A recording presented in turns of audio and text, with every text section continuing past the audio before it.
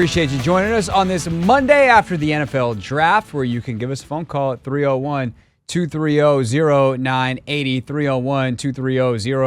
301-230-0980 is where you go to chime in on what you think of the Commanders' first draft class under Adam Peters and Dan Quinn. Of course, Jaden Daniels headlines it with the number 2 overall pick. But then Friday, you had Trezon Newton, you add Mike Sainer still, you add Ben Sinnott, you add Brandon Coleman, the third rounder, 67th pick, who I think is going to wind up playing tackle for this team. So going to be definitely interesting to watch his development. Then you flush it out over the rest of the weekend. Luke McCaffrey, pick 100, certainly intriguing as well. But let's see what the people think, and get your thoughts on this in a second too. But 301-230-0980. Let's go to Marvin in Landover. Marvin, get us started here in the 6 o'clock hour. What did you think of the draft? Hey, thanks for taking my call. Hey, look, man, I think the grade that I'm gonna give is a D-. Wow. And I'm gonna be as serious as I can possibly. You have a quarterback, and I love that pick, and that's an A+.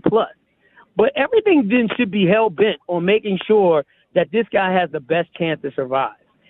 I saw Andrew Wiley get used like a turnstile last year. The whole draft to me hinges on if you can develop Brandon Coleman. And I just don't think that that's really that great. I honestly thought Sinnott was like a super reach when you had like Kingsley Fiamotu and I'm trying to think, was it Patrick Paul? Or somebody got drafted right before. Yeah, they Kansas were, City but took them at the end of the third round. They were, but yeah, Suamatia or Suamatia. I don't know the exact pronunciation. Something like that. But I'm just saying. But here's the thing: like those guys are project left tackles, the same that Brandon Coleman is. Yeah, but I would have honestly, I'm drafting 2 because I don't think that either tackle is really a quality spot. Unless Trent Scott is something we don't know about, I don't understand. I'm trying to get this offensive line. It made me feel like watching Ron draft again. Ron kept pushing it back until it rolled over and it died. But hold on. Here's the thing, Marvin. Like, I respect you having a different opinion than everyone else. I'm just trying to understand it. So they got 2 players at 50 and 53. One in Sinnott, who you can use as an inline blocker to help your tackles, and also from a personnel standpoint allows you to do some things that perhaps take pass rushers off the field. No. That's not true. Yes, it is true. Whether you think it helps your tackle, like whether it satisfies your needs. Sinnott's not a blocker. Yes, he is. Sinnott's a pass catcher. No, he's not. He's both. No, he's a blocker. He's more of an H-back. What do you think an H-back is? Yeah, H-back is kind of like a hybrid fullback, hybrid. Yeah. You know what a fullback does, Marvin? Yeah, the 6'1", 241 who wear neck braces. Yeah, those are fullbacks. This guy's not that. He's 6'5", 6'4", and he's like 235, 240. He's not the same as one of those, like, monster. Yeah, he's not Mike Allstott, but the linebackers don't look like the ones that Mike Allstott had to block either. Yeah, I know. I'm gonna give you that, but I'm just saying. I have the beast in front of me, thankfully, so I can fact check you here. He's 6'3", 250. Okay, and I'm gonna give you this. Wait a minute, let me just throw this in there before you might. But I'm not really complaining about the skill set of all the other players they drafted. All those are good football players. K-State, Michigan, all those guys I watched a lot, and they are good football players. What I didn't like was that I should have had 2 offensive linemen in the top 100. And I only got 1, and 1 to me is more of a guard. I watched Brandon Coleman in college. He's a guard to me. I watched him a lot.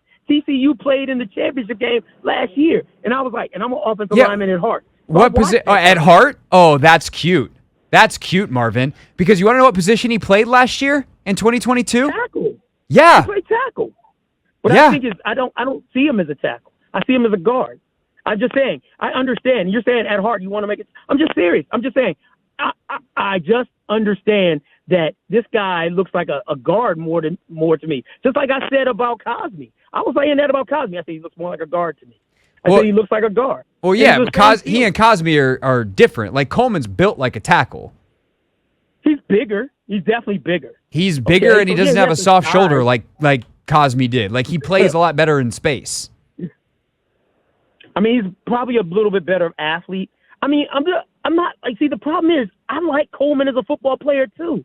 That's not what I'm talking about. I'm just saying, I think the whole draft hinges on if Coleman can develop into a left tackle. Because honestly, what we had at tackle last year was really, really subpar, and that's the place that looked really bad. I liked Sam Howell as a quarterback, but he held the ball too long, and protection broke down. So we had two things that worked against us all the time. And you also had an offensive coordinator who dropped him back 435 times when that was completely So maybe Marvin, just maybe that if you didn't expose a guy like Andrew Wiley 435 times in straight dropback situations, and you created an offense that could use personnel to dictate matchups and give a quarterback information, and you had a heavier use of the run game and the play action game, you didn't throw the ball at a historical rate on first and second down,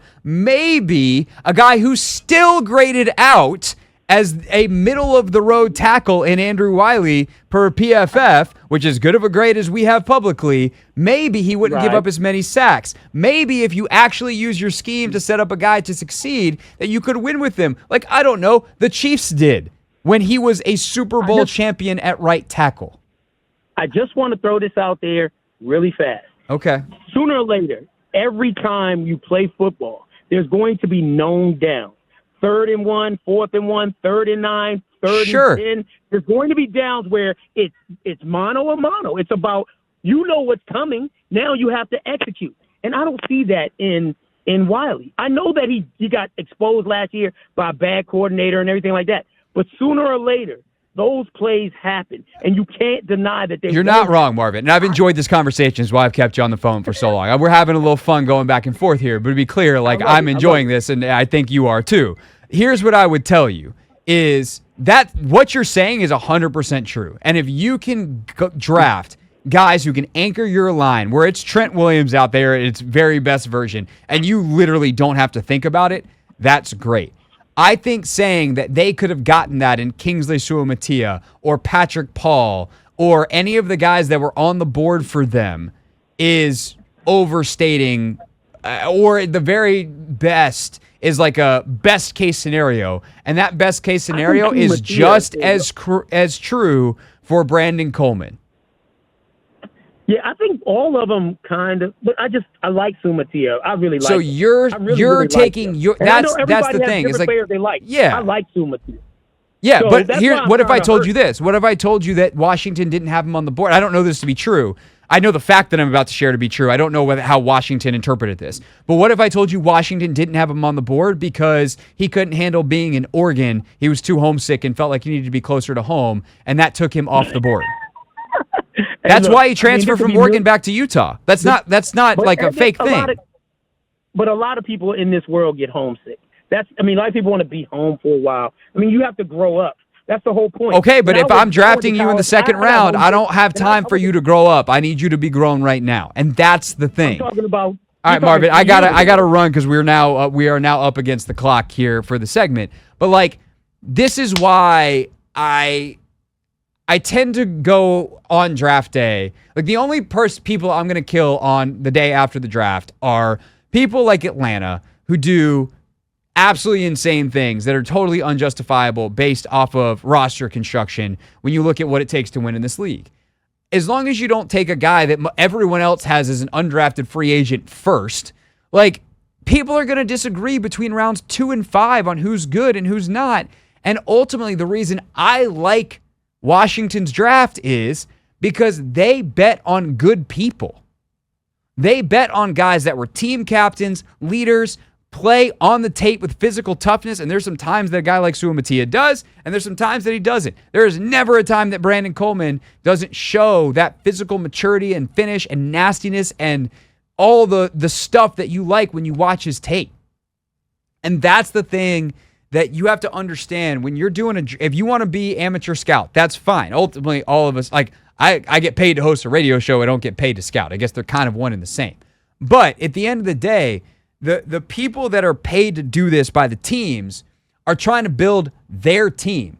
So if you like a player better in a vacuum, that's fine, but you got to understand how he fits with the plan of what the team is drafting. So if you want to say there's other tight ends you like, that's fine, but there ain't a better tight end in this class that's the Kyle Juszczyk H-back F move tight end type than Ben Sinnott, and that's really important for Adam Peters apparently to have, and for whatever, Cliff Kingsbury wants to have, and the offense he and Dan Quinn are building.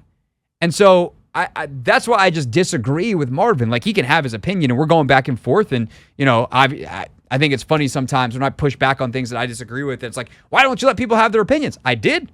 I let Marvin on the phone for a long time. But I disagree with it because I'm trying to evaluate the Commanders through the lens of the Commanders. And that's why I vehemently disagree that this was a bad draft. I also don't think from a play style standpoint that a lot of those other players that were allegedly available are actually solutions to their problems. And ultimately, I understand that the Commanders cannot fix all of their problems in 1 year.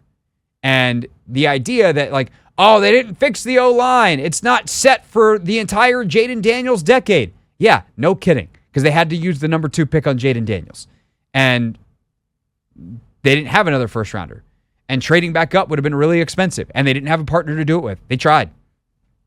So at the end of the day, I'm just going to accept that, yes, that might make Jaden Daniels' job a little bit harder this year. But there's other ways to help him. They're not dead in the water. And they can address that in terms of a long-term need, hopefully as soon as next year. It's the Hoffman Show. We're on the Team 980. We're always live as well on the free Odyssey app. More of your calls either on the Commanders draft or on Marvin next. What's up, kiddos? It's your boy Clinton Yates from ESPN. It's the Hoffman Show on the Team 980. Tell your mama I said what's up.